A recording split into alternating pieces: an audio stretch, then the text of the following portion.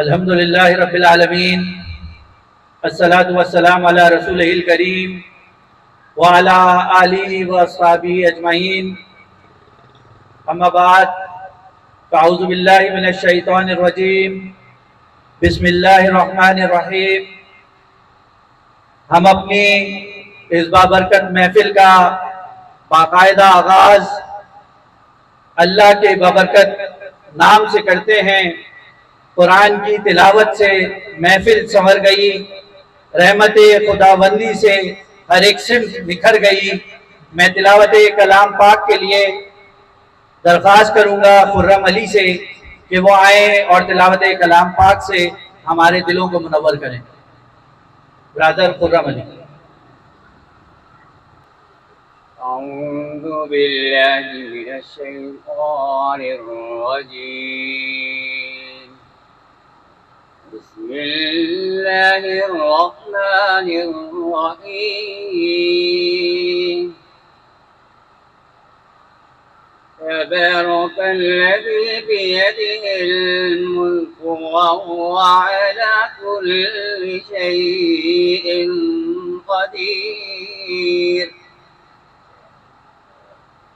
الذي خلق الموت والحياة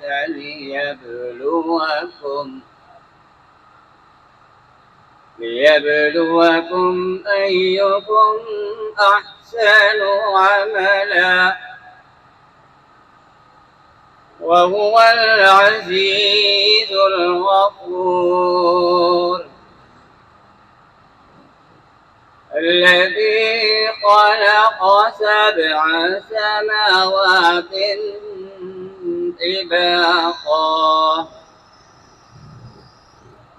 الذي خلق 7 سماوات طباقا، ولقد زينا السماء الدنيا بمصابيح وجعلناها رجوما للشياطين، وأعتدنا لهم عذاب السعير، وللذين كفروا بربهم عذاب جهنم، ولهم عذاب حريق، ولقد كذب الذين من قبلهم فكيف كان نكير، أولم يروا إلى الطير فوقهم 7 سماوات طباقا، ما ترى في خلق الرحمن من تفاوت، وارجع البصر هل ترى من فطور، ثم ارجع البصر كرتين ينقلب إليك البصر خاسئا وهو حسير، ولقد كذب الذين من قبلهم فكيف كان نكير،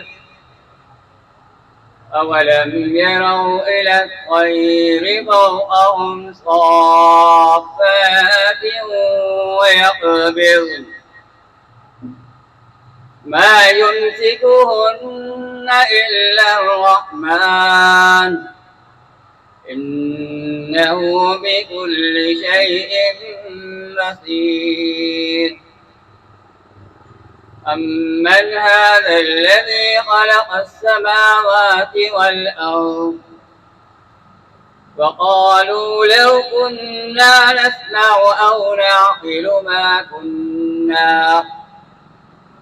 كنا نسمع، وقالوا لو كنا نسمع أو نعقل ما كنا في أصحاب السعير، فاعترفوا بذنبهم فسحقا لأصحاب السعير إن الذين يخشون ربهم بالغيب لهم مغفرة وأجر كبير وأسروا قولكم أو اجهروا به إنه عليم بذات الصدور أمن هذا الذي هو جند لكم ينصركم من دون الرحمن إن الكافرون إلا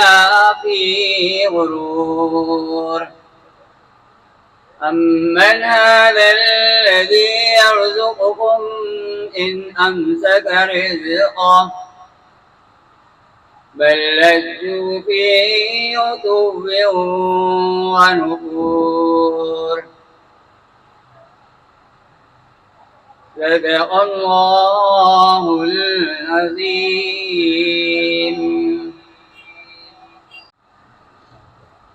جزاک اللہ. تلاوت کلام پاک کے بعد میں اپنے تمام معزز مہمانوں کو اسٹیج پر دعوت دوں گا کہ وہ آئیں اور اپنے رشتوں کو تشریف رکھیں. میں سب سے پہلے ناظم حلقہ شادمان ٹاؤن 14B ریاض بھائی سے ملتمس ہوں کہ وہ آئیں اور اپنی نشست پہ جو ہے وہ تشریف رکھیں. اس کے بعد میں ناظم علاقہ خرم مبین بھائی سے ملتمس ہوں کہ وہ آئیں اور اپنی نشست کے اوپر تشریف رکھیں. اس کے بعد میں اپنے مہمان خصوصی جناب خالد صدیقی سے ملتمس ہوں کہ وہ آئیں اور اپنی نشست کے اوپر جو ہے وہ تشریف رکھیں. خدا کا ذکر کریں، ذکر مصطفیٰ نہ کریں، ہمارے منہ میں ہو ایسی زباں خدا نہ کرے. میں نعت رسول مقبول صلی اللہ علیہ وسلم کے لیے برادر جنید بن یوسف سے ملتمس ہوں کہ وہ آئیں اور نعت رسول مقبول صلی اللہ علیہ وسلم پیش کریں. برادر جنید بن یوسف. بسم اللہ الرحمن الرحیم. تمام لوگوں سے التماس ہے کہ سب درود شریف پڑھیں. اللہم صلی علی محمد وعلی آلہ وسلم. لب پر نعت پاک کا نغمہ، لب پر نعت پاک کا نغمہ، کل بھی تھا اور آج بھی ہے.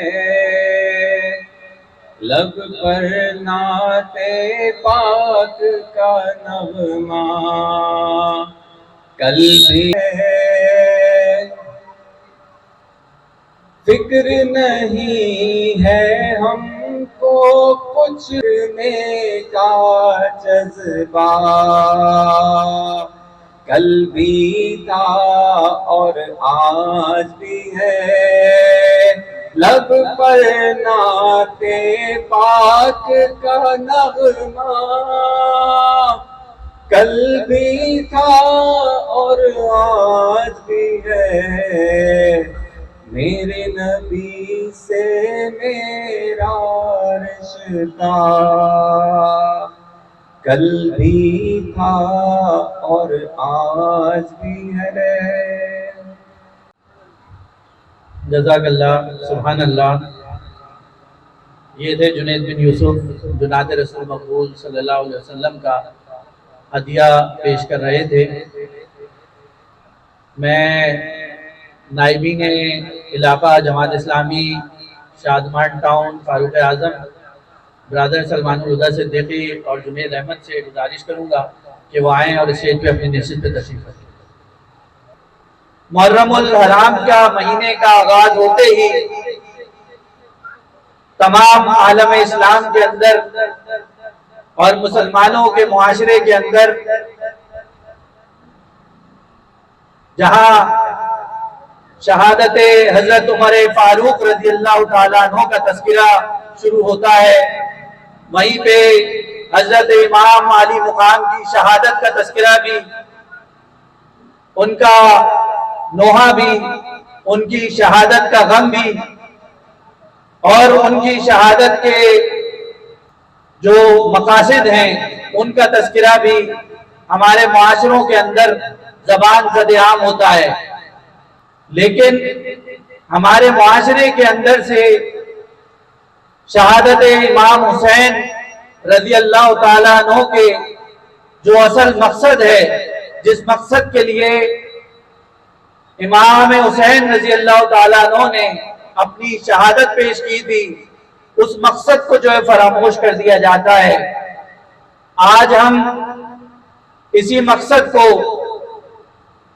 جاننے کے لیے، اسی مقصد کو باور کرنے کے لیے اپنے دلوں کو آل رسول اور امام حسین رضی اللہ تعالیٰ عنہ کی شہادت کے فلسفے سے منور کرنے کے لیے آج اس کانفرنس کے اندر جمع ہوئے ہیں۔ آج شادمان ٹاؤن 14B کے اندر امام عالی مقام کی شہادت کے سلسلے میں اس کانفرنس کا انعقاد کیا گیا ہے۔ اب میں بغیر کسی وقت کو ضائع کیے بغیر آپ تمام حضرات کے سامنے اپنے معزز مہمان جناب خالد صدیقی صاحب سے ملتمس ہوں کہ وہ آئیں اور شہادت امام علی مقام حضرت امام حسین کے اوپر ان کے تذکرے سے ہمارے دلوں کو منور کریں، ان کی شہادت کے فلسفے کو ہمارے سامنے پیش کرنے کے لیے میں خالد صدیقی صاحب سے ملتمس ہوں کہ وہ آئیں اور آ کر شہادت امام حسین کے اوپر ہمارے دلوں کو منور کریں۔ اعوذ باللہ من الشیطان الرجیم، بسم اللہ الرحمن الرحیم۔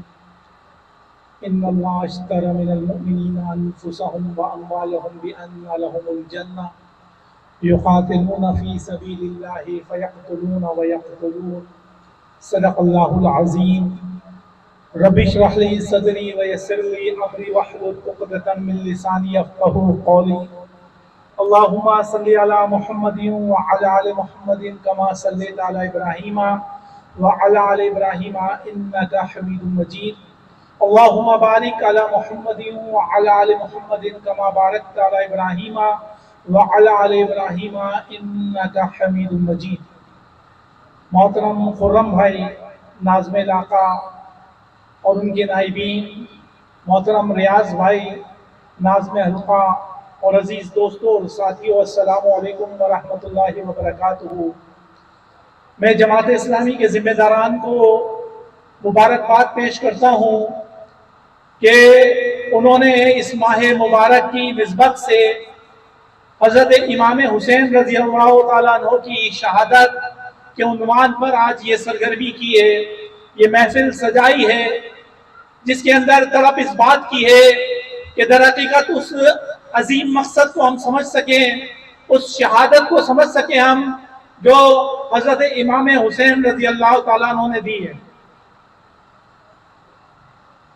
یہ وہ واقعہ ہے کہ جو گزشتہ 1400 سال سے ہر سال یہ امت اس دن کو غم کا دن مناتی ہے۔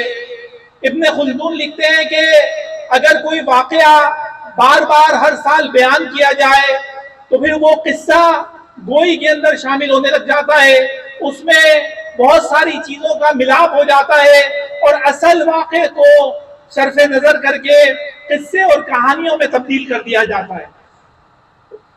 اور یہی واقعہ حضرت امام حسین رضی اللہ تعالیٰ عنہ کی شہادت کے حوالے سے ہوا، اور اسی نسبت سے نبی اکرم صلی اللہ علیہ وسلم کی ایک مشہور حدیث میں آپ کے سامنے بیان کرتا ہوں کہ اللہ کے رسول صلی اللہ علیہ وسلم ایک انصاری صحابی کے جنازے میں شریک تھے، تو قبر کی تیاری میں کچھ وقت تھا، آپ مٹی کے ڈھیر پر بیٹھ گئے اور مٹی کے ٹیلے پر بیٹھے اور آپ نے زمین پر ایک سیدھی لکیر کھینچی۔ صحابہ کرام سمجھ گئے کہ اللہ کے رسول صلی اللہ علیہ وسلم ہمیں سکھانا چاہتے ہیں، کچھ بتانا چاہتے ہیں۔ صحابہ کرام آپ کے گرد جمع ہو گئے، آپ صلی اللہ علیہ وسلم نے ایک سیدھی لکیر کھینچی اور کہا کہ لوگوں یہ صراط مستقیم ہے، یہ سیدھا راستہ ہے، یہ حق کا راستہ ہے، یہ میرا راستہ ہے، اور اس راستے پر چلنے والا انسان جنت میں جائے گا۔ پھر آپ نے اس سیدھے راستے پر صراط مستقیم سیدھی لکیر پہ کچھ ترچھی لکیریں بنائی، اور پھر آپ نے کہا کہ سیدھے راستے پر شیطان بیٹھا ہوا ہے کہ جو انسان کو ان ترچھی لکیروں کی طرف لے کے جاتا ہے۔ یہ ترچھی لکیریں گمراہی کا راستہ ہے، یہ گمراہی کا راستہ ہے، اور یہ جہنم کا راستہ ہے۔ صحابہ کرام میں سے ایک صحابی کھڑے ہوئے اور کہا کہ اللہ کے رسول صلی اللہ علیہ وسلم، معاملہ جنت اور جہنم کا ہے، معاملہ حق اور گمراہی کا ہے، آپ ہمیں اور نصیحت کریں، اور نصیحت کریں۔ اور صحابہ کرام کہتے ہیں کہ ہمیں جو نصیحت کی تو ایسا لگ رہا تھا کہ اللہ کے رسول صلی اللہ علیہ وسلم اس کے بعد اب کوئی نصیحت نہیں کریں گے۔ آپ جوش سے کھڑے ہوئے، آپ نے خطبہ دیا کہ بہترین بات اللہ کی کتاب کی بات ہے، بہترین بات اللہ کی کتاب کی بات ہے، سب سے بہترین طریقہ میرا یعنی رسول اکرم صلی اللہ علیہ وسلم کا ہے، اور دین میں ہر نئی بات گمراہی ہے اور ہر گمراہی کا ٹھکانہ ہے۔ لوگوں میں تم میں دو چیز چھوڑ کر جا رہا ہوں، ان کو تھامے رہنا، ایک اللہ کی کتاب اور ایک اپنا طریقہ۔ ان کو میں تمہیں نصیحت کرتا ہوں کہ دانتوں سے تھام کر رکھنا، دانتوں سے مضبوطی سے تھام کر رکھنا، تو کبھی گمراہ نہیں ہوگے۔ انسان جب اپنے ہاتھ سے زور لگاتا ہے اور کوئی چیز کھلتی نہیں ہے تو پھر وہ دانتوں کے زور سے اس کو کھولتا ہے۔ اس کا مطلب یہ ہے کہ ہاتھوں کے مقابلے میں دانتوں میں زیادہ زور ہوتا ہے۔ اسی لیے اللہ کے رسول صلی اللہ علیہ وسلم نے فرمایا کہ لوگوں جو میں نصیحت کر رہا ہوں اس نصیحت کو کبھی چھوڑنا نہیں، دانتوں سے مضبوطی سے تھام کر رکھنا کہ میری کتاب اللہ کی کتاب اور میرا طریقہ۔ عزیز دوستوں اور ساتھیوں، جب بھی ان دو طریقوں کو چھوڑ کر انسانوں نے قصے اور کہانیوں کو اور مختلف طریقے سے چیزوں کو شامل کیا ہے تو بات کہاں سے کہاں تک پہنچی ہے اور انسان گمراہ ہوا ہے۔ اسی لیے حضرت امام حسین رضی اللہ تعالیٰ عنہ کی سیرت کا مطالعہ کرنے کے لیے، ان کے شہادت کو، اس عظیم مقصد کو سمجھنے کے لیے آج بھی اور قیامت تک کے لیے اگر کوئی چیز ہے تو وہ قرآن ہے اور اللہ کے رسول صلی اللہ علیہ وسلم کا طریقہ ہے۔ عزیز دوستوں اور ساتھیوں، آخر ایسا کیا ہوا تھا کہ حضرت امام حسین رضی اللہ تعالیٰ عنہ ایک عظیم مقصد کے لیے نکلے؟ اگر انہیں اپنی ذات عزیز تھی تو پھر انہوں نے جان کیوں قربان کی؟ اگر اقتدار عزیز تھا اور اس کے لیے جنگ لڑنا چاہتے تھے تو اپنے شیر خوار بچہ سمیت، خواتین سمیت وہ کیوں نکلے تھے؟ آخر ہوا کیا تھا؟ اس بات کو سمجھنے کے لیے ہمیں دیکھنا چاہیے کہ ہوا کیا تھا۔ نبی اکرم صلی اللہ علیہ وسلم جب اس دنیا سے پردہ فرما گئے تو انصار اور مہاجرین ایک جگہ جمع ہوئے اور اس بات کا فیصلہ کرنے لگے کہ ہمارا سربراہ کون ہوگا، اور انصار اور مہاجرین اپنے اپنے بارے میں دلائل دینے لگے، اپنی فضیلت بیان کرنے لگے۔ ایسے موقع پر حضرت ابوبکر صدیق، حضرت عمر رضی اللہ تعالیٰ عنہ اور حضرت عبید بن جراح رضی اللہ تعالیٰ عنہ کو پتا چلا، وہ فوراً اس جگہ پہنچے اور وہاں پر لوگوں کی باتیں سنی، اور پھر حضرت عمر فاروق رضی اللہ تعالیٰ عنہ کھڑے ہوئے، حضرت ابوبکر صدیق رضی اللہ تعالیٰ عنہ کے فضائل بیان کیے اور ان کا مرتبہ بیان کیا، اور آگے بڑھ کر حضرت ابوبکر صدیق رضی اللہ تعالیٰ عنہ کے ہاتھ پر بیعت کر لی۔ وہاں موجود تمام لوگوں نے پھر آپ کے ہاتھ پہ بیعت کی، پھر آپ مسجد میں آئے اور وہاں پر تمام مسلمانوں نے ہاتھ پہ بیعت کی۔ یہ خلافت کا آغاز تھا۔ اندازہ لگائیے کہ خلافت کا انتخاب کیسے ہو رہا ہے۔ یہ خلافت کا طریقہ تھا کہ حضرت ابوبکر صدیق رضی اللہ تعالیٰ عنہ کو مشاورت کے ذریعے خلیفہ بنایا گیا۔ حضرت ابوبکر صدیق رضی اللہ تعالیٰ عنہ جب اس دنیا سے رخصت پانے لگے، بیمار رہنے لگے، تو انہوں نے مشورہ کرنا شروع کیا، تمام جیت صحابہ اکرام سے مشورہ کیا، اور اس مشورے کی روشنی میں حضرت عمر فاروق رضی اللہ تعالیٰ عنہ کو اپنا جانشین قرار دیا۔ یہ دوسرا طریقہ تھا خلیفہ کے انتخاب کا، کہ خلیفہ کا انتخاب کیسے ہو رہا ہے۔ اور حضرت عمر رضی اللہ تعالیٰ عنہ کے بارے میں کسی نے کہا کہ وہ تو بہت سخت ہیں، حضرت ابوبکر صدیق رضی اللہ تعالیٰ عنہ نے کہا کہ وہ اس لیے سخت ہیں کہ میں نرم ہوں، اور پھر حضرت عمر فاروق رضی اللہ تعالیٰ عنہ کے ہاتھ پر بیعت کی گئی اور وہ دوسرے خلیفہ بنے۔ حضرت عمر فاروق رضی اللہ تعالیٰ عنہ کو جب شہید کرنے کے لیے حملہ کیا گیا آپ زخمی ہو گئے، تو ایسے میں آپ نے 6 افراد پر مشتمل ایک کمیٹی تشکیل دی کہ میرا جانشین کون ہوگا، مسلمانوں کا خلیفہ کون ہوگا۔ اس میں حضرت عثمان، حضرت علی رضی اللہ تعالیٰ عنہ، حضرت عبد الرحمن بن عوف رضی اللہ تعالیٰ عنہ اور سعد بن ابی وقاص، زبیر بن عوام اور حضرت طلحہ رضی اللہ تعالیٰ عنہ، یہ 6 جید صحابہ کو یہ ذمہ داری سونپی کہ آپ اپنے اگلے خلیفہ کا انتخاب کیجئے۔ حضرت عبد الرحمن بن عوف رضی اللہ تعالیٰ عنہ سب سے پہلے دستبردار ہوئے، اور پھر وہ 3 دن 3 راتیں انہوں نے مدینے میں گھومے، اور گھوم کر جوانوں سے مشورہ کیا، خواتین سے مشورہ کیا، جو قافلے حج سے واپس آ رہے تھے ان سے مشورہ کیا، اور اس مشورے کی روشنی میں آپ نے اس 6 رکنی کمیٹی کے سامنے کہا کہ رائے حضرت عثمان غنی رضی اللہ تعالیٰ عنہ کے حوالے سے ہے، اور پھر وہاں پر موجود تمام لوگوں نے حضرت عثمان غنی رضی اللہ تعالیٰ عنہ کے ہاتھ پر بیعت کی، یہ تیسرے خلیفہ بنے۔ اندازہ لگائیے پہلے خلیفہ سے لے کر تیسرے خلیفہ تک طریقہ انتخاب مختلف ہے، لیکن طرز حکمرانی ایک جیسی ہے، جس میں قرآن اور سنت کو بالادستی حاصل ہے، جس میں شرعیت کا نظام ہے، اس لیے اس کو خلافت کہتے ہیں۔ اور پھر جب حضرت عثمان غنی رضی اللہ تعالیٰ عنہ کی دردناک شہادت ہوئی، یہ وہ موقع تھا کہ جس پر کہا گیا کہ جو مسلمانوں کے درمیان میں آج میان تلوار سے، تلوار میان سے نکلی ہے، اب قیامت تک یہ میان میں نہیں جائے گی۔ اور حضرت عثمان غنی رضی اللہ تعالیٰ عنہ خلیفہ تھے، وقت کے سربراہ تھے، باغیوں نے آپ کے گھر کا محاصرہ کیا، آپ حکم دے فوج کو ان کو قتل کر دیا جائے، لیکن آپ نے اس مشورے کے باوجود کہا کہ میں کبھی یہ پسند نہیں کروں گا کہ میری ذات کی وجہ سے کسی آپ کو قرآن کی تلاوت کرتے ہوئے شہید کر دیا گیا، شہید کر دیا گیا۔ اور اس وقت امت مسلمہ کے کلیجے پھٹ چکے تھے اور خانہ جنگی کی کیفیت تھی۔ اس وقت پھر انصار اور مہاجرین کے صحابہ اکرام جمع ہوئے اور حضرت علی رضی اللہ تعالیٰ عنہ سے درخواست کی کہ آپ آگے بڑھیے، آپ خلیفہ بنیے۔ حضرت علی رضی اللہ تعالیٰ عنہ نے ابتدا میں انکار کیا، لیکن جب دیکھا کہ اگر اس وقت خلافت کے منصب کو خالی چھوڑا گیا تو مسلمانوں کی حالت کیا ہوگی، کہیں خانہ جنگی نہ ہو جائے، اور پھر حضرت علی رضی اللہ تعالیٰ عنہ نے قبول کر لی پیشکش، اور حضرت علی رضی اللہ تعالیٰ عنہ خلیفہ بنے۔ عزیز دوستوں اور ساتھیوں، چاروں خلفائے راشدین تیار نہیں تھے، ان کو دوسروں نے منتخب کیا، ان کو آزادانہ انتخاب کے ذریعے منتخب کیا گیا اور یہ خلیفہ قرار پائے۔ دیکھیے یہ طرز انتخاب چاروں کا مختلف ہے، لیکن طرز حکمرانی چاروں کی ایک جیسی ہے۔ خوف خدا ہے، عوام کے سامنے جواب دہی ہے، یہ وہ چیز تھی جس نے خلفائے راشدین کو دوسرے لوگوں سے ممتاز کیا۔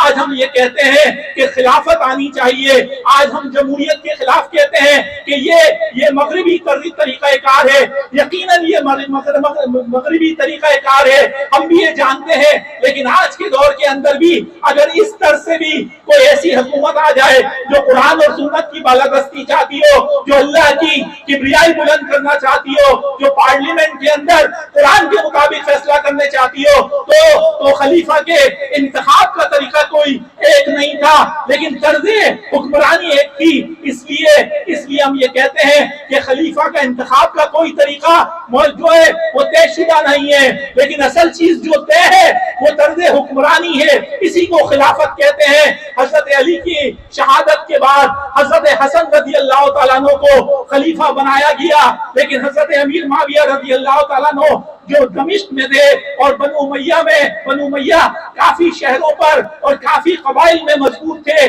تو 2 خلیفہ اس وقت بن گئے، ایک بڑے حصے پر امیر معاویہ رضی اللہ تعالیٰ عنہ اور ایک مکہ مدینے کے اندر حضرت حسن رضی اللہ تعالیٰ عنہ، اور 1 سال کے وقفے کے بعد حضرت حسن رضی اللہ تعالیٰ عنہ نے جب محسوس کیا کہ تقسیم ہو رہی ہے، تفریق پیدا ہو رہی ہے، تو آپ حضرت امیر معاویہ رضی اللہ تعالیٰ عنہ کے حق میں دستبردار ہو گئے، اور حضرت امیر معاویہ رضی اللہ تعالیٰ عنہ مسلمانوں کے سربراہ منتخب ہوئے، اور اس کے بعد 20 سال کا عرصہ آپ نے حکمرانی کی۔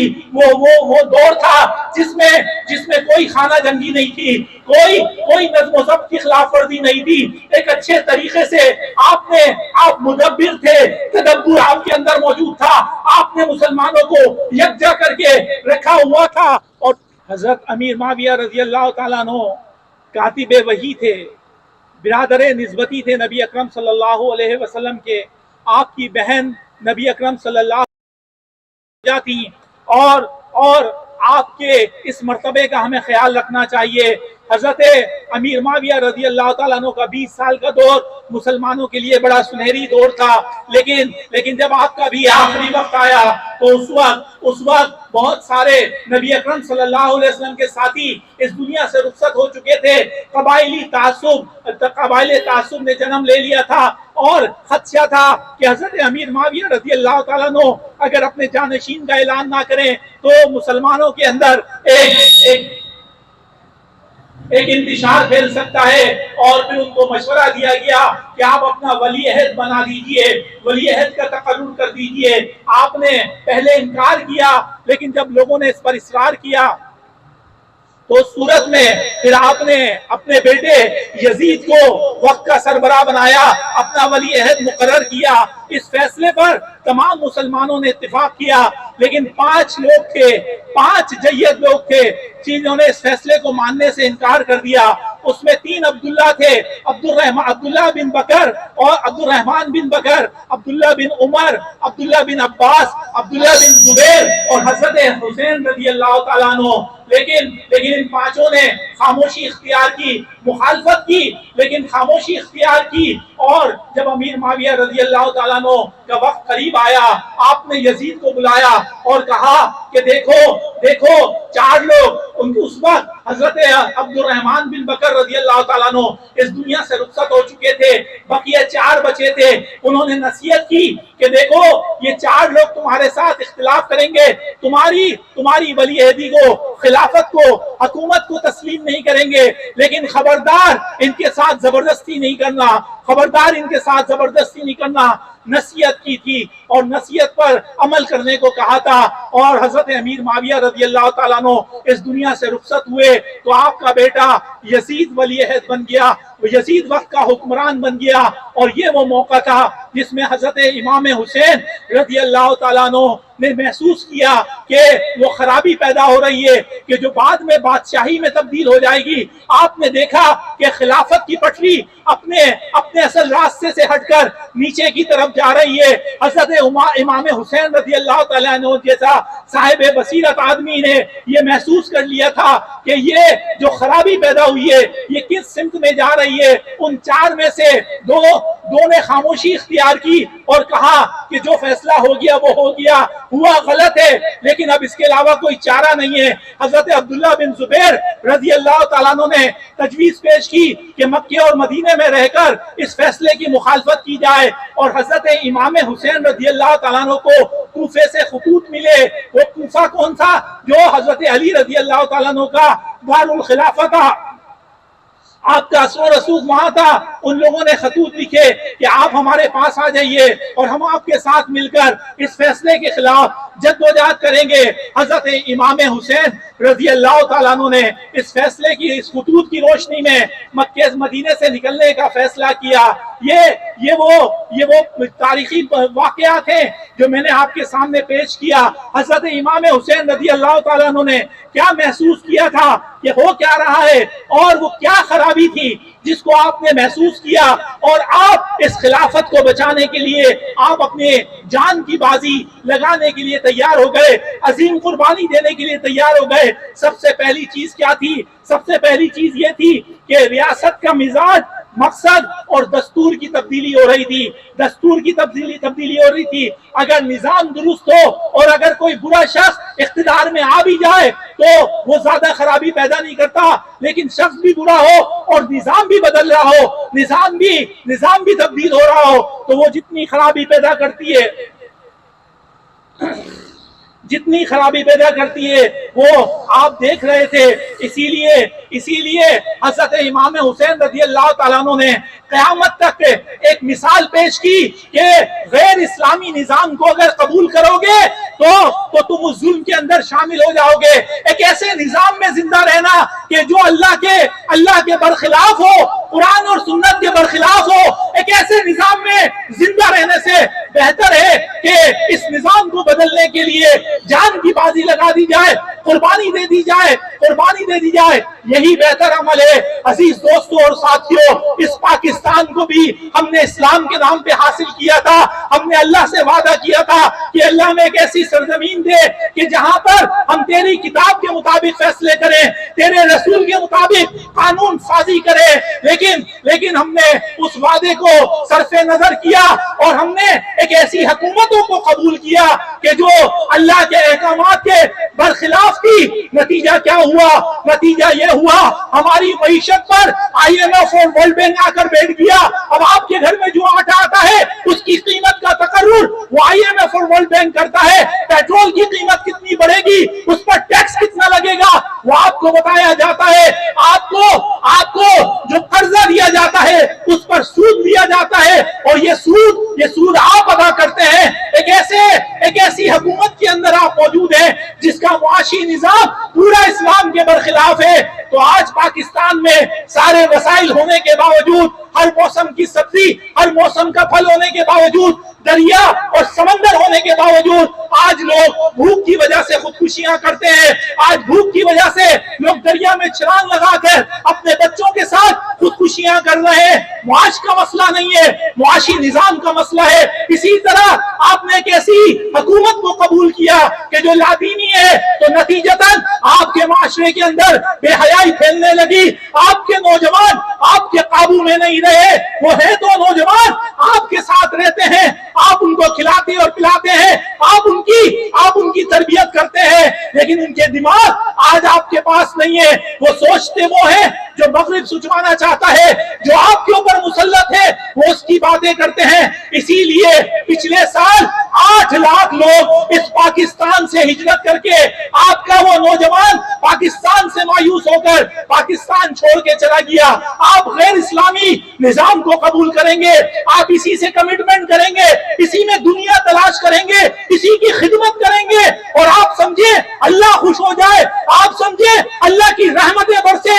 ایسا نہیں ہو سکتا کہ آپ ایک نظام کو آپ کہیں کہ اللہ کی کتاب برحق ہے، لیکن آپ کی پارلیمنٹ اللہ کی کتاب کے برخلاف فیصلے کرتی ہو، شراب کو حلال قرار دیتی ہو اور ٹرانسجینڈر کا بل پاس کرتی ہو. ایسی پارلیمنٹ کی ہونے کے نتیجے کے اندر وہ رحمتیں اور برکتیں آپ پر کبھی نہیں برس سکتی. اس لیے حضرت امام حسین رضی اللہ تعالیٰ عنہ نے یہ پیغام دیا ہے کہ ظلم کی حکومت کو قبول کر لینا ظالم کے ساتھ دینے کے مترادف ہے. اس لیے آپ آگے بڑھے اور پھر کیا ہو رہا تھا، آپ نے کیا دیکھا کہ اب جو ہے خلافت کی جگہ بادشاہی کا آغاز ہو رہا ہے. خلافت کے اندر نظریہ کیا تھا کہ زمین اللہ کی ہے، عوام اللہ کی ہے اور حکمران اللہ کے غلام ہیں اور عوام کے اور اللہ کے سامنے جواب دہ ہیں. یہ خلافت تھی. لیکن بادشاہی میں کیا ہوا؟ زمین اللہ کی ہے، عوام اللہ کی ہے، لیکن حکم بادشاہ کا چلے گا، شاہی خاندان کا چلے گا. یہ وہ بہت بڑا تبدیلی تھی، یہ بہت بڑی تبدیلی تھی جس کو حضرت امام حسین رضی اللہ تعالیٰ عنہ نے محسوس کیا تھا کہ خلافت کے اندر حاکمیت اعلیٰ اللہ کی ہے، قانون اللہ کا ہے، سیاست اللہ کی ہے، معاشی نظام اللہ کا ہے، ہر چیز اللہ کی ہے. لیکن بادشاہی کے اندر اعلان تو یہ ہوتا تھا کہ اللہ سب سے بڑا ہے، لیکن عملاً فیصلے بادشاہ کیا کرتے ہیں، وقت کے حکمران کیا کرتے ہیں. تو آپ نے اس کو محسوس کیا تھا کہ یہ ایک بڑی تبدیلی ہو رہی ہے. اسی طرح خلافت کے اندر امر بالمعروف و نہی عن المنکر کا قانون تھا کہ نیکیوں کو پروان چڑھانا ہے، نیکیوں کا حکم دینا ہے اور برائی کو اور بدی کو روکنا ہے. اس کا پورا نظام بنایا گیا تھا. لیکن بادشاہی کے دور میں نیکی کی تعریف بدل دی گئی. نیکی وہ ہے جو بادشاہ کو پسند ہے اور برائی وہ ہے جو بادشاہ کو ناپسند ہے. قانون اور وہ جو ہے وہ قانون سازی اسی بنیاد پہ ہونے لگی کہ جو بادشاہ کو پسند ہے وہی قانون ہے. اور امر بالمعروف و نہی عن المنکر کا جو خلافت کا مضبوط نظام کے اندر جس کو مضبوطی حاصل تھی وہ تبدیل ہو گیا، وہ عمل معطل ہو گیا. اور ہم آج بھی دیکھتے ہیں کہ اس معاشرے کے اندر معروف کا کام کرنا ایک مشکل ترین بنا دیا گیا ہے. برائی کے لیے سارے وسائل موجود ہیں لیکن نیکی کے لیے وسائل کا رونا رویا جاتا ہے. اس لیے حضرت امام حسین رضی اللہ تعالیٰ عنہ نے یہ محسوس کیا تھا کہ یہ تبدیلی واقع ہو رہی ہے. اسی طرح اسلامی دستور کے جو بنیادی اصول ہیں یعنی آزادانہ انتخاب، چاروں خلفائے راشدین کا انتخاب آزادانہ ہوا تھا، جبرن نہیں ہوا تھا. لیکن اس بادشاہی میں مجبور کیا جا رہا تھا کہ یزید کے ہاتھ پہ بیعت کیا جائے اور مجبور کیا جا رہا تھا. یہ وہ تبدیلی تھی. اسی طریقے سے جتنے بھی خلفائے راشدین آئے ان کے ہاتھ پر بیعت رضامندی کے ساتھ کی گئی، لیکن یہاں پر جبر موجود تھا. اسی طرح خلفائے راشدین کے دور میں شورائیت کا نظام تھا، شورا کا نظام تھا. حضرت عمر رضی اللہ تعالیٰ عنہ نے دیکھا ایک 80 سال کا یہودی ہے، بیمار ہے، بوڑھا ہے اور وہ مزدوری کر رہا ہے. آپ نے کہا کہ کیا تمہیں حکومت وظیفہ نہیں دیتی، یہ کیا کر رہے ہو؟ اس نے کہا کہ وظیفہ تو دور کی بات ہے، مجھے تو جزیہ دینا پڑتا ہے، میں یہودی ہوں اور اس ریاست کو جزیہ دینے کے لیے مجھے مزدوری کرنا پڑتی ہے. آپ فوراً اپنے مسجد نبوی میں آئے، صحابہ اکرام کو جمع کیا، مشورہ کیا، ان کے سامنے یہ مسئلہ پیش کیا اور پھر شورا نے طے کیا کہ آج سے چاہے غیر مسلم ہو اور 80 سال کا بوڑھا یا بیمار ہو اس پہ جزیہ معاف کر دیا گیا اور بیت المال سے اس کے لیے وظیفہ مقرر کیا گیا. عزیز دوستوں اور ساتھیوں، شورائیت کا نظام تھا، مشورے کیے جاتے تھے، بڑے سے بڑا فیصلہ اور چھوٹے سے چھوٹا فیصلہ مشورے کے ساتھ کیا جاتا تھا. لیکن جب خلافت ختم ہوئی تو شاہی خاندان کے لوگوں کو جمع کیا گیا، جو بااثر لوگ تھے ان کو جمع کیا گیا اور فیصلے کیے گئے. تو جب شاہی خاندان فیصلہ کرے گا تو اپنے مفاد میں کرے گا، جاگیردار جب بھی فیصلہ کریں گے تو اپنی جاگیرداری کو سامنے رکھ کے کریں گے، وڈیرا جب بھی فیصلہ کرے گا اپنی زمینوں کی رکھوالی کے لیے کرے گا. سرمایہ دارانہ نظام جب اس ملک پر مسلط ہوگا تو وہ سرمایہ ہڑپ کرنے کے منصوبہ بنائے گا. اس لیے ہم کہتے ہیں کہ جو متوسط طبقہ ہے، جو آپ کے درمیان رہتا ہے، جو اللہ سے ڈرنے والا ہے، ایسے لوگوں کا انتخاب کیا جائے. وہاں پر بھی یہی ہوا کہ جو شاہی خاندان تھا، جن کے مفادات اس ریاست سے وابستہ تھے، وہ فیصلے کرنے لگے.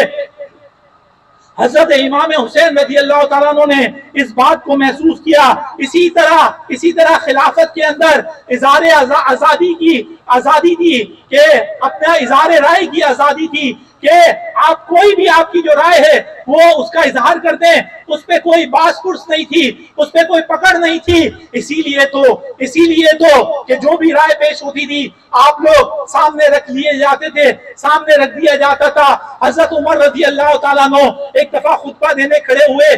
آپ یمن سے جو کپڑا آیا تھا اس کا کرتا پہنے ہوئے تھے. ایک شخص کھڑا ہو گیا اور اس نے کہا کہ جتنا کپڑا ہمارے حصے میں آیا ہے، آپ کے حصے میں آیا ہے، اس سے آپ کا کرتا نہیں بن سکتا. یہ کپڑا آپ کے پاس کہاں سے آیا ہے؟ اندازہ لگائیے. خلافت کے اندر جو اس کی مرضی آئے وہ کھڑا ہو کے محاسبہ کر سکتا تھا اور خلیفہ نے یہ نہیں کیا کہ اس کو پکڑ کے زندان میں ڈال دیا جائے، اس کو کوڑے مارے جائے. نہیں، آپ نے اپنے بیٹے کی طرف اشارہ کیا، بیٹا تم جواب دو. اور بیٹا کھڑا ہوا اور کہا کہ جو کپڑا مجھے ملا تھا وہ میں نے اپنے والد صاحب کو دے دیا، ان دو کپڑوں کو ملا کر ان کا کرتا بنا ہے. عزیز دوستوں اور ساتھیوں، اس بادشاہت میں کیا ہوا؟ اول تو سوال پوچھنے کی اجازت نہیں تھی، اور اگر کسی نے سوال پوچھ لیا تو پھر وہ نظر نہیں آتا تھا، اس کو زندان میں ڈالا جاتا تھا، سزائیں دی جاتی تھی. اور نتیجہ کیا ہوا اس کا نتیجہ یہ ہوا کہ مسلمانوں نے برے کو برا کہنا چھوڑ دیا، مسلمانوں نے اس بادشاہ وقت کا محاسبہ کرنا چھوڑ دیا اور ان کو ان کے حال پہ چھوڑ دیا، اور اس کے نتیجے میں کیا ہوا کہ بادشاہتیں تبدیل ہوتی نہیں، بیٹے نے باپ کو قتل کیا، باپ نے اپنے بھائی کو قتل کر کے بادشاہت سنبھالی، اور عوام کے اندر کوئی رد عمل نہیں تھا، کوئی نہیں نکلا اپنے وقت کے بادشاہ کے لیے، ان کو اس سے کوئی غرض نہیں تھی کہ اقتدار کس کا ہو، اور اقتدار سے لا تعلق ہو گئے، اور پھر وہ جنگ ایک طویل عرصے تک چلتی رہی۔ پوری تاریخ موجود ہے کہ جس میں خاندانوں کو اس لیے قتل کر دیا گیا، بھائیوں کو اس لیے قتل کر دیا گیا کہ میں بادشاہ بن جاؤں۔ یہ ایک وہ سلسلہ شروع ہوا تھا کہ جب اظہار رائے کی آزادی اس کو سلب کر لیا گیا اور مسلمانوں نے خاموشی اختیار کر لی۔ عزیز دوستوں اور ساتھیوں، آج میں اور آپ بھی دیکھتے ہیں پاکستان میں بڑے سے بڑا واقعہ ہو جائے، لال مسجد پر بمباری کر دی جائے اور وہاں پر معصوم بچیوں کو فاسفورس بم سے شہید کر دیا جائے، پاکستان کی عوام خاموش رہتی ہے۔ پاکستان میں پیٹرول 418 روپے کر دیا جائے، عوام خاموش رہتی ہے۔ بجلی کی قیمتیں بڑھا دی جائے، عوام خاموش رہتی ہے۔ پارلیمنٹ کے اندر توہین رسالت کے قانون میں چھیڑخانی کی جاتی ہے، اس کو تبدیل کرنے کی سازش کی جاتی ہے، عوام خاموش رہتی ہے۔ عزیز دوستوں اور ساتھیوں، مجھے اور آپ کو حضرت امام حسین رضی اللہ تعالیٰ عنہ نے ایک پیش کیا گیا کہ حق بات کہنے کے لیے ڈرنا نہیں ہے، جھکنا نہیں ہے۔ جو اللہ سے ڈرتا ہے پھر وہ کسی اور سے نہیں ڈرتا، اس لیے اس بات کو سمجھنا چاہیے۔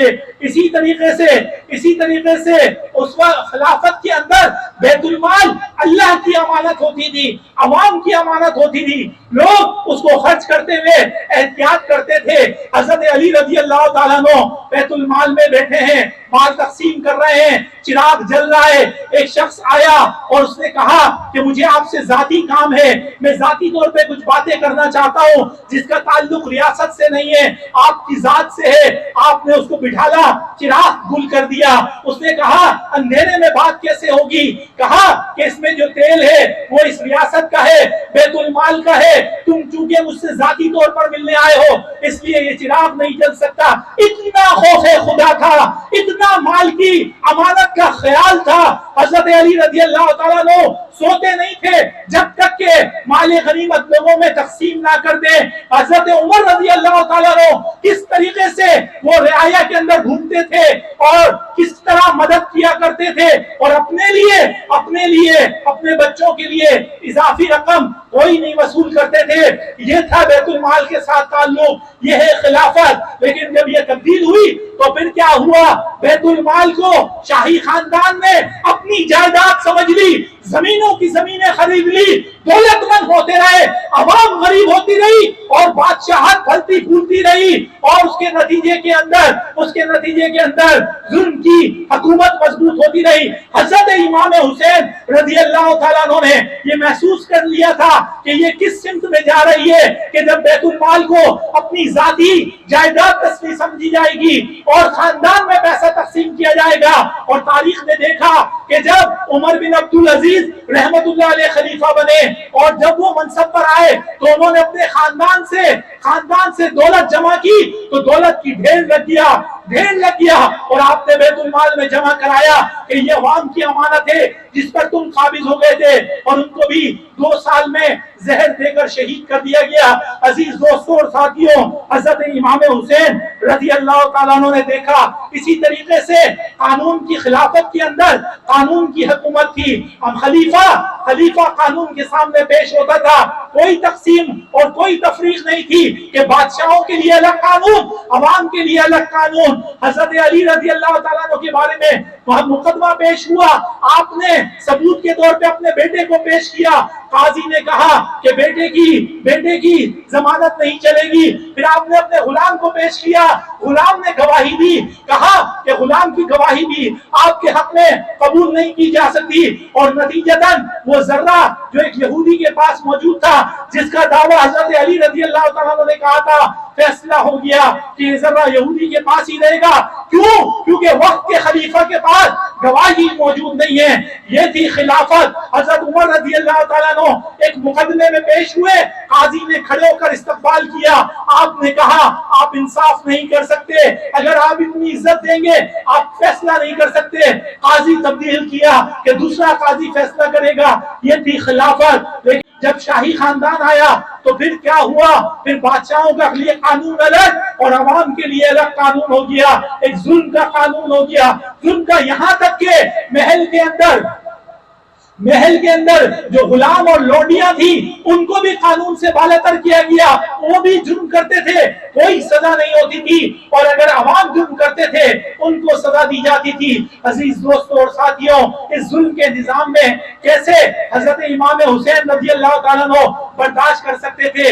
आज पाकिस्तान के अंदर भी दो कानून मौजूद है। अगर अमीर कबीर आदमी अगर वो जुर्म कर दे तो फिर क्या होता है? वही अदालतें रास्ता निकाल रातों रात उसको रहा करती है और रातों रात वो ऑस्ट्रेलिया चला जाता है और बकिया जिंदगियां अय्याशी करता है। ये कानून है। और अगर कोई गरीब जरा सा जुर्म कर ले तो उसे बरसों सजाएं भुगतनी पड़ती है, उसे अदालतों के चक्कर लगाने होते हैं, उसे रिश्वतें देनी पड़ती है, तब जाके उसकी सुनवाई होती है। इसलिए बादशाहत के अंदर, जुल्म के निजाम के अंदर दो कानून होते हैं। खिलाफत में एक ही कानून होता है। हजरत इमाम हुसैन रज़ी अल्लाह ताला अन्हु ने, साहिब बसीरत ने जब ये महसूस किया कि ये सब कुछ हो रहा है तो फिर क्या करना चाहिए था? उन्होंने हक के लिए अपनी जान की कुर्बानी कर दी। अजीज दोस्तों और साथियों, हजरत इमाम हुसैन रज़ी अल्लाह ताला अन्हु के पास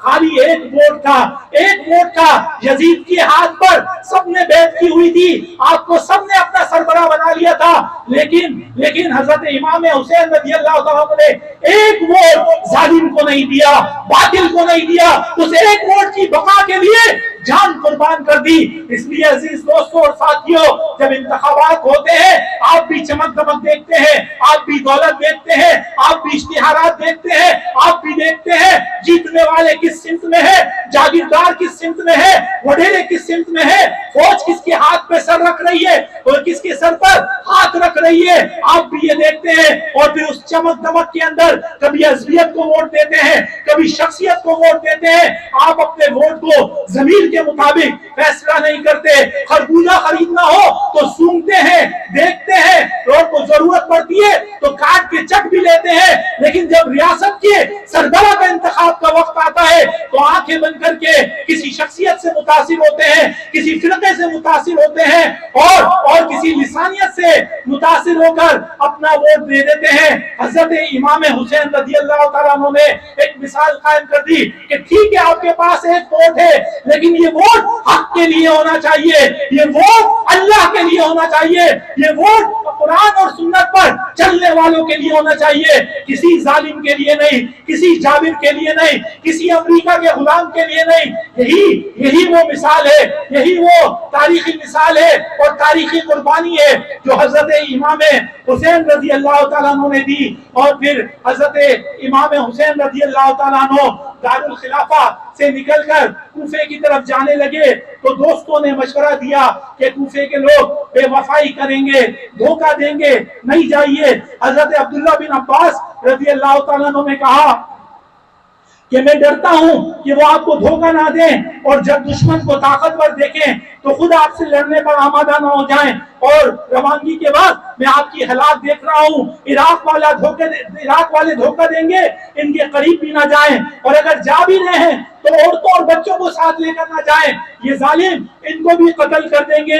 और आपको जिस तरह हजरत उस्मान बिन अफ़्फ़ान को शहीद किया, कहीं ये आपको भी शहीद ना कर दें। इसी तरह एक और साहबी ने कहा कि अगर मुझे यकीन होता कि मैं आपके बाल को पकड़ लूं और आप रुक जाएं तो واللہ میں یہ کام بھی کر لیتا، لیکن میں آپ کے عزم کو دیکھ کے سمجھ رہا ہوں کہ آپ رکنے والے نہیں ہیں۔ عبداللہ بن جعفر رضی اللہ تعالیٰ عنہ نے خط لکھا کہ میں آپ کو خدا کا واسطہ دیتا ہوں کہ اپنے ارادے سے بعد آ جائیں، کیونکہ اس راہ میں آپ کے لیے ہلاکت دیکھ رہا ہوں۔ اگر آپ قتل ہو گئے تو زمین کا نور بجھ جائے گا، زمین کا نور بجھ جائے گا۔ اسی طریقے سے آپ نے ان سب کے باوجود ارادہ کر لیا تھا ظالم کے سامنے کھڑے ہونے کا، آپ نے سفر کا ارادہ کر لیا۔ راستے میں ایک شاعر ملا، اس سے پوچھا کہ کوفہ والوں کا کیا حال ہے؟ اس نے کہا کہ کوفہ والوں کے دل آپ کے ساتھ ہیں، تلوار بنو امیہ کے ساتھ ہے، یعنی وہ ان کے ساتھ ہیں، دل آپ کے ساتھ ہیں، تلوار ان کے ساتھ ہیں۔ یہ حقیقت بیان کر دی آپ نے۔ مسلم بن عقیل کو اپنا ایلچی بنا کر بھیجا کہ جائیں کوفہ میں دیکھیں حالات کیا ہیں۔ آپ وہاں پر پہنچے تو وہاں کے گورنر عبداللہ بن زیاد نے آپ کو گرفتار کیا، سرعام آپ کو پھانسی چڑھا دی اور آپ کو شہید کر دیا، اور لوگوں کو ڈرایا اور دھمکایا کہ اگر کسی نے حضرت امام حسین کا ساتھ دیا تو اس کے ساتھ بھی یہ انجام دیا جائے گا۔ آپ سفر پر نکلے تو حور بن یزید نے آپ کا 1000 ساتھی 1000 سپاہی کے ساتھ آپ کا محاصرہ کر لیا، آپ کے ساتھ ساتھ چلنے لگا اور پھر کہا کہ مان جاؤ ورنہ تمہیں قتل کر دیا جائے گا۔ تو حضرت امام حسین نے کہا کہ تم مجھے موت سے ڈراتے ہو، کیا تم لوگ دشمنی میں اس حد تک پہنچ گئے ہو کہ مجھ کو قتل کر دو گے؟ میرا حسب نسب کیا ہے؟ میں محمد صلی اللہ علیہ وسلم کا نواسا ہوں، ان کی بیٹی کا بیٹا ہوں، اور میرے والد شیر خدا حضرت علی رضی اللہ تعالیٰ عنہ، اس حسب نسب کے باوجود کیا تم مجھے قتل کر دو گے؟ عزیز دوستوں اور ساتھیوں، جب اقتدار کا نشہ ہوتا ہے، جب طاقت کا نشہ ہوتا ہے تو نہ مسجد دیکھی جاتی ہے، نہ علماء کو دیکھا جاتا ہے، نہ حق کو دیکھا جاتا ہے۔ اس اقتدار کے نشے کے اندر بس ایک ہی بھول سوار، میری بادشاہی قائم رہے، میری حکمرانی قائم رہے، اور وہ طاقت کے زور پر سب کچھ منوانا چاہتا ہے۔ پھر آپ نے خواب دیکھا کہ ایک سوار ہے کہ جو کہہ رہا ہے کہ لوگ چلتے ہیں اور موت ان کے ساتھ چل رہی ہے، لوگ چلتے ہیں اور موت ان کے ساتھ چلتی ہے۔ پھر ابن زیاد کا خط موصول ہوا کہ ان کو کھلے میدان میں پڑاؤ ڈالنے دو، اب ان کا راستہ بند کر دو، اور ایک ایسی جگہ پر جہاں نہ پانی موجود ہو اور کھلا میدان ہو، جہاں پر ان کو گھیرنا آسان ہو، اس جگہ پر ان کو پڑاؤ ڈالنے پر مجبور کرو۔ اور وہ جگہ کربلا کی جگہ تھی کہ جہاں پر پانی پہاڑ کی اس گھاٹی کے اس طرف تھا، پانی سے محروم کیا گیا۔ اور پھر ابن زیاد نے سختی سے مطالبہ کیا کہ بیعت کر لو ورنہ پھر جنگ لڑ لو۔ اس موقع پر حضرت امام حسین رضی اللہ تعالیٰ عنہ نے 3 پیشکشیں کی۔ اس 3 پیشکش سے اندازہ ہوتا ہے کہ کیا حضرت امام حسین رضی اللہ تعالیٰ عنہ جنگ کی نیت سے گئے تھے۔ آپ نے 3 پیشکش کی کہ یا تو مجھے یزید کے پاس لے چلو اور میں اس سے اپنا معاملہ خود طے کر لوں، یا مجھے واپس مدینے جانے دو، یا پھر مجھے اس سمت میں جانے دو جہاں مسلمان غیر مسلموں سے جنگ لڑ رہے ہیں، میں اس جہاد میں شریک ہوں گا اور مجھے ان کے ساتھ شریک ہونے دو۔ یہ 3 آپ نے پیشکشیں کی۔ اس کا مطلب کیا ہے کہ حضرت امام حسین رضی اللہ تعالیٰ عنہ جنگ نہیں چاہتے تھے، بچنا چاہتے تھے، لیکن جب مسلط کی گئی تو مجبوراً جنگ کیا۔ کہ یہ اس طریقے سے 3 پیشکشیں، ان 3 پیشکشوں کو دیکھ کر عمر بن سعد نے ابن زیاد کو جب خط لکھا کہ دیکھو جو فتنہ تھا وہ ٹھنڈا ہو گیا ہے اور دور کر دی گئی ہے، اور جو نفاق پیدا ہوا تھا وہ ختم ہو گیا ہے۔ 3 صورتیں تینوں قابل قبول ہیں، آپ کو جو پسند ہے آپ اس کی بتا دیجئے۔ ان تینوں شرطوں میں کہ یا تو یزید کے پاس یہ پیش ہو جائے، یا مکہ مدینے واپس چلے جائے، یا پھر ان کو مسلمانوں کی جہاں پر جہاد کر رہے وہاں جانے دیا جائے، اس کے فتنہ ختم ہو جائے گا۔ کیونکہ وہ بھی نہیں چاہتے تھے کہ حضرت امام حسین رضی اللہ عنہ کے ساتھ سختی کی جائے، لیکن قریب تھا کہ ان تینوں میں سے کوئی ایک شرط قبول کر لی جائے۔ لیکن جو شاہی خاندان کے اندر جو نفرت لے کر بیٹھے ہوئے تھے، انہوں نے کہا کہ یہی تو موقع ہے کہ حضرت امام حسین رضی اللہ تعالیٰ عنہ کو مجبور کیا جائے، کہ ان کے پاس ایک ہی آپشن ہے کہ یا تو بیعت کر لیں یا جنگ لڑ لیں، اس کے علاوہ کوئی بات نہیں کی جائے گی۔ اگر آج امام حسین رضی اللہ تعالیٰ عنہ کو جانے دیا تو یہ کل مضبوط ہو کے پھر تم پر حملہ آور ہوں گے، اس لیے ان کو یہی پیشکش کی جائے۔ اور پھر کہا گیا کہ اب آپ کے پاس ایک ہی راستہ ہے، یا تو بیعت کر لیجئے یا جنگ کر لیجئے۔ اور حضرت امام حسین رضی اللہ تعالیٰ عنہ یہ سمجھتے تھے کہ اگر ظالم کے ہاتھ پہ میں نے بیعت کر لی تو اس کا جتنا ظلم ہے اس میں شامل ہو جاؤں گا۔ تو اس لحاظ سے جب آپ پر جنگ مسلط کی گئی، آپ پر مسلط کی گئی، تو پھر آپ نے اس جنگ کے اندر وہ یہ جانتے ہوئے کہ 72-73 لوگ ہیں اور سامنے 4000 سے زائد لوگ ہیں کہ اس جنگ کا نتیجہ کیا نکلے گا، لیکن آپ نے بیعت کے مقابلے میں جنگ کو ترجیح دی، لڑنے کو ترجیح دی، شہادت کو ترجیح دی، تقریر کی کہ کل میرا ان کے ساتھ فیصلہ ہو جائے گا، یہ صرف میری جان لینا چاہتے ہیں، تم لوگ تاریکی میں نکل جاؤ، ان کو تم سے کوئی دشمنی نہیں ہے، یہ تم پر کوئی باس پرس نہیں کریں گے، تم لوگ نکل جاؤ اور جو ہے وہ جو کچھ بھی کریں گے وہ میرے ساتھ کریں گے۔ لیکن اہل بیت نے ایک زبان ہو کر کہا سے چیزہ بھی دیا جائے تب بھی ہم آپ کا ساتھ نہیں چھوڑیں گے، تب بھی ہم آپ کا ساتھ نہیں چھوڑیں گے۔ اور پھر آپ نے صبح دشمنوں کے سامنے آخری خطبہ پیش کیا، آپ نے کہا کہ لوگوں میرا حسب نسب یاد رکھو کہ کیا تمہارے لیے میرا قتل کرنا جائز ہے؟ میں نبی کی بیٹی کا بیٹا، علی کا بیٹا، سید الشہداء میرے چچا ہیں، میرے بارے میں رسول اکرم صلی اللہ علیہ وسلم کا قول ہے کہ جنت میں نوجوانوں کے سردار ہوں گے، اور میری اس بات کی تصدیق زید بن ارقم اور انس بن مالک اور جابر بن عبداللہ بھی کرتے ہیں کہ کیا تم مجھے قتل کر دو گے؟ پھر حور بن یزید کو کہا کہ تمہارے پاس دو انتخاب ہے کہ جنت اور جہنم، اس دو میں سے کوئی ایک راستے کا انتخاب کر لو۔ اور حور بن یزید نے حضرت امام حسین رضی اللہ تعالیٰ عنہ کے ساتھ شامل ہونے کو ترجیح دی اور ابن زیاد کی فوج سے الگ ہو گئے اور آپ کے ساتھ مل کر محاصرہ کیا گیا۔ جنگ شروع ہوئی اور لوگ شہید ہوتے رہے، باری باری شہید ہوتے رہے، یہاں تک کہ میدان جنگ میں خالی تنہا حضرت امام حسین رضی اللہ تعالیٰ عنہ باقی بچے۔ آپ کے جسم پر 33 نیزے کے زخم تھے، 34 تلواروں کے زخم تھے، اس کے باوجود آپ کھڑے تھے۔ اندازہ لگائیے کس عظیم قربانی کے لیے ظالم حکومت کے سامنے کھڑے ہونے کے لیے آپ چاہتے تو آپ کو خانہ کعبہ کا متولی بنا دیا جاتے، آپ مانگتے تو مسجد نبوی کا امام بنا دیا جاتا، لیکن آپ نے حق بات کہنے کو ترجیح دی، آپ نے کوئی کمپرومائز نہیں کیا، کوئی جھکنے کے لیے۔ اور پھر ایک نیزہ آپ کے گلے میں پیوست ہوا اور پھر آپ زخمی ہو کے گر گئے اور پھر آپ کا سر قلم کر دیا گیا، جسم سے الگ کر دیا گیا اور آپ کا سر یزید کے سامنے پیش کیا گیا۔ اور آپ دیکھیے ظالموں کو کہ جب ان کا نشہ سر چڑھتا ہے تو پھر وہ قرآن کو بھی اپنے مطلب کے لیے استعمال کرتے ہیں۔ حضرت امام حسین رضی اللہ تعالیٰ عنہ کے اس کٹے ہوئے سر کو دیکھ کر اس نے آیت پڑھی وَتُعِزُّ مَن تَشَاءُ وَتُذِلُّ مَن تَشَاءُ کہ اللہ تعالیٰ عزت دینے والا ہے، اللہ تعالیٰ ذلیل کرنے والا ہے۔ وہ اپنے طور پر یہ آیت کی تلاوت کر رہا تھا، لیکن قیامت تک کے لیے حضرت امام حسین رضی اللہ تعالیٰ عنہ نے عزت والے اور ذلت والے کو بطور مثال بنا کر پیش کر دیا۔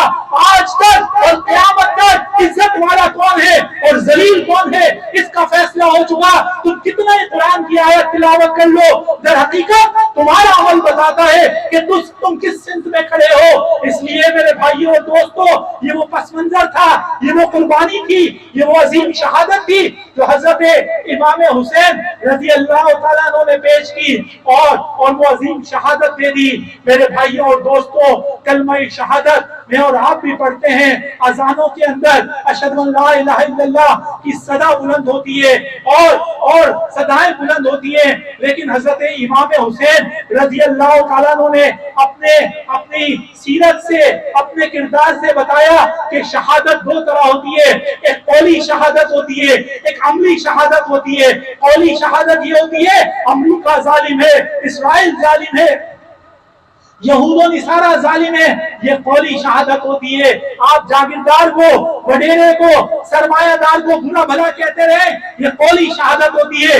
عملی شہادت کیا ہوتی ہے؟ بیت المقدس ہمارا ہے، فلسطین ہمارا ہے، اس کے خاطر ہم اپنے 85,000 بچوں کو کو شہید کرا دیں گے، لیکن اسرائیل کو اپنا خدا تسلیم نہیں کریں گے۔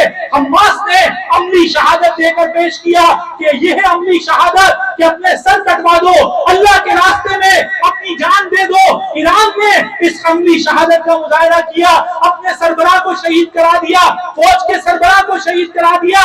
امریکہ کہتا رہا جھک جاؤ جھک جاؤ، اور سارے حکمران مسلم ممالک کے جھکے ہوئے نظر آئے، لیکن عملی شہادت دینے والوں نے کہا کہ عملی شہادت تو یہ ہے کہ زندگی کتنے عرصے بچا لو گے، کتنے عرصے زندہ رہ لو گے، جو پچھلے غلام تھے، غلام اتنے غلام تھے، کتنے عرصے زندہ رہے، بالآخر اس دنیا سے رخصت ہو گئے۔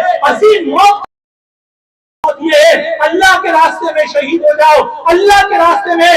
عزیز دوستو اور ساتھیو، امام حسین رضی اللہ تعالیٰ عنہ نے عملی شہادت کی بات کی کہ جاگیرداروں کو کوسنا نہیں ہے، وڈیروں کو کوسنا نہیں ہے، ظالموں کو برا بھلا نہیں کرنا ہے، بلکہ اس نظام کے خلاف جدوجہد کرنی ہے، اپنا مال دینا ہے، اپنا وقت دینا ہے، اور ضرورت پڑی تو اللہ کے کلمے کے نفاذ کے لیے اپنی جان قربان کر دینی ہے۔ یہ ہے وہ عملی شہادت جو حضرت امام حسین رضی اللہ تعالیٰ عنہ نے دی ہے۔ عزیز دوستو اور ساتھیو، آج امت سوا عرب ہے، آج مسجدوں سے اللہ اکبر کی صدا بلند ہوتی ہے، ابھی حج ختم ہوا ہے، لاکھوں لوگوں نے حج کیا ہے، لیکن اس وقت امت کا حال کیا ہے؟ فلسطین پہ ظلم ہے، لبنان پہ حملے ہیں، شام میں جنگ ہے، افغانستان میں جنگ ہے، کشمیریوں کو شہید کیا جا رہا ہے۔ اس وقت کیا ہے؟ بابری مسجد ہندوؤں کے قبضے میں ہے، اس وقت بیت المقدس یہودی اس کو مسمار کرنے کے لیے پر تول رہے ہیں، ساری طاقتیں ان کے پاس ہیں۔ اس وقت امت کے لیے ایک ہی بات ہے، عملی شہادت کے لیے تیار ہو جائے۔ حضرت امام حسین رضی اللہ تعالیٰ عنہ کے نام پر حلیم نہیں کھانا، پانی نہیں پینا، نذر و نیاز نہیں کرنا۔ حضرت امام حسین رضی اللہ تعالیٰ عنہ نے ثابت کیا کہ ظالم کو کبھی قبول نہیں کرنا ہے، اس ظلم کے خلاف اپنی جان قربان کرنی ہے، تو جان قربان کرنے کے لیے تیار ہو جاؤ۔ اس لیے میرے بھائیوں اور دوستو، دنیا بھر میں جو تبدیلی نظر آ رہی ہے، دنیا بھر کے اندر مٹھی بھر مسلمان ہیں اور کفر کے مقابلے میں کھڑے ہیں۔ لوگ کہتے تھے حماس ختم ہو جائے گی، حماس کو ختم کر دیا جائے گا، اور پوری عرب دنیا اسرائیل اور امریکہ سے ڈری ہوئی بیٹھی تھی۔ حماس نے ثابت کیا 350 سال تک جدوجہد کی، سر جھکانے کے لیے تیار نہیں ہوئے، اور بالآخر اسرائیل کو ناک رگڑنا پڑی، اور یہی بات ایران نے بھی کی ہے۔ اس لیے آج بھی تاریخ یہ بتاتی ہے کہ مسلمانوں کے پاس قوت ایک عارضی چیز ہے، اصل چیز ایمان کی دولت ہے، ایمان کی قوت ہے۔ مٹھی بھر اہل ایمان جب بھی کھڑے ہوئے ہیں تو مسلمانوں کو فتوحات ملی ہے، چاہے وہ افغانستان ہو، چاہے وہ محمد بن قاسم ہو، چاہے وہ غزوہ بدر ہو، جب بھی اہل ایمان نکلے ہیں اللہ نے نصرت دی ہے۔ اس لیے میرے بھائیوں اور دوستو، آج اس دور کے اندر حضرت امام حسین رضی اللہ تعالیٰ عنہ کی یہ عظیم قربانی مجھے اور آپ کو درس دیتی ہے کہ آئیے ہم عہد کریں، آئیے ہم اللہ سے وعدہ کریں کہ ہم صرف قولی شہادت نہیں، عملی شہادت دیں گے۔ اللہ نے بولنے کی صلاحیت دی ہے، اس بولنے کو اللہ کے اس نظام کو قائم کرنے میں لگائیں گے۔ اللہ نے صلاحیت دی ہے لکھنے کی، اس لکھنے کی صلاحیت کو استعمال کریں گے۔ اللہ نے مال دیا ہے، اللہ کے راہ میں قربان کریں گے، اور اس جدوجہد کے اندر جب ضرورت پڑے گی تو اللہ کے ہر راستے میں قربان ہو کر اپنی اس جان کو قربان کر کے حضرت امام حسین رضی اللہ تعالیٰ عنہ کی صف میں شامل ہوں گے، اور انشاءاللہ ایک دن آئے گا کہ اللہ تعالیٰ ہمیں اور آپ کو سرخرو کرے گا۔ بس میرے بھائیوں اور دوستو، یہی وہ پیغام ہے جو حضرت امام حسین رضی اللہ تعالیٰ عنہ مجھے اور آپ کو دے گئے۔ اللہ تعالیٰ ہم سب کو عمل کرنے کی توفیق عطا فرمائے، قولی شہادت کے ساتھ عملی شہادت کی توفیق عطا فرمائے، اور اس زمین پاکستان پر اللہ کے کلمے کو نافذ کرنے کے لیے اپنا وقت، اپنی جان اور اپنا مال اللہ کے راستے میں خرچ کرنے کی توفیق عطا فرمائے۔ وآخر دعوانا ان الحمدللہ رب العالمین۔ جزاک اللہ۔ یہ راستہ حق کا راستہ ہے جدھر ہم اہل وفا چلے ہیں، لٹا سکو تو تم بھی جا تو آؤ کہ ہم سوئے کربلا چلے ہیں۔ یہ تھے خالد صدیقی صاحب جو ہمیں شہادت امام حسین رضی اللہ تعالیٰ عنہ کی روشنی میں عصر حاضر میں ہمارے کرنے کے کام، ہماری ذمہ داری جو ہے بتا رہے تھے۔ آج اس محفل کے اندر موجود تمام شرکا انشاءاللہ اس عزم کے ساتھ یہاں سے اٹھیں گے کہ ہم امام حسین رضی اللہ تعالیٰ عنہ کے اس راستے کے راہی بنیں گے کہ جو راستہ امام حسین رضی اللہ تعالیٰ عنہ نے قیامت تک آنے والی انسانیت کے سامنے پیش کر دیا ہے۔ اب میں اس محفل کے اختتام کی جانب ہم بڑھ رہے ہیں، اور میں اس محفل کا اختتام محترم خالد صدیقی صاحب سے ملتمس ہوں کہ وہ آئیں اور دعا پہ اس محفل کا اختتام کریں۔ محترم خالد صدیقی۔ للہ رب العالمین والعاقبۃ للمتقین والصلاۃ والسلام علی رسول کریم رب اغفر وارحم وانت خیر الراحمین لا الہ الا انت سبحانک انی کنت من الظالمین یا حی یا قیوم برحمتک نستغیث اللہم اجرنا من النار اللہم اجرنا من النار۔ یا رب کریم، یا رب ذوالجلال، جن لوگوں نے اس محفل کو سجانے کے لیے دوڑ دھوپ کی ہے، کوششیں کی ہیں، اللہ ان کے علم میں، عمل میں، رزق میں برکت عطا فرما۔ اللہ انہوں نے جو کوششیں کی اپنی بارگاہ میں قبول فرما۔ ہم سب کو اقامت دین کے لیے اللہ ہم سب کو اپنی صلاحیتیں لگانے کی توفیق عطا فرما۔ اللہ یہود و نصارہ کو نیست و نابود فرما۔ اللہ امت مسلمہ کو اتحاد اور اتفاق عطا فرما۔ یا رب رحمان، یا رب کریم، ایک کلمے کی بنیاد پر اس امت کو امت بنا دیجیے، ہر طرح کی تقسیم سے محفوظ فرما دیجیے۔ یا رب رحمان، یا رب کریم، اس امت کو جذبہ جہاد عطا فرمائیے، شہادت حق ادا کرنے کی توفیق عطا فرما دیجیے۔ حضرت امام حسین رضی اللہ تعالیٰ عنہ کے پیغام کو سمجھنے اور اس راستے پر چلنے کی توفیق عطا فرما دیجیے۔ اے اللہ اس پاکستان پر اپنی رحمت برکت نازل فرما۔ اے اللہ غزہ کے مسلمانوں کی مدد فرما۔ اے اللہ مسجد اقصیٰ کے تحفظ کے لیے اے اللہ غیرت مند حکمران عطا فرما۔ صلاح الدین ایوبی، طارق بن زیاد جیسے حکمران عطا فرما۔ اے اللہ رب الجلال ظالموں سے نجات عطا فرما، اس پاکستان میں اسلامی نظام عطا فرما۔ اے اللہ رب الجلال اس بستی پر، اے اللہ یہاں کے رہنے والوں پر اپنی رحمتیں برکتیں نازل فرما، ہر آزمائش سے محفوظ فرما، ہر پریشانی سے محفوظ فرما، اس محلے کے رہنے والے ہر گھر پر اپنی رحمتیں برکتیں نازل فرما۔ وصلی اللہ تعالی علی خیر خلقہ محمد وعلی آلہ وصحبہ اجمعین برحمتک یا ارحم الراحمین۔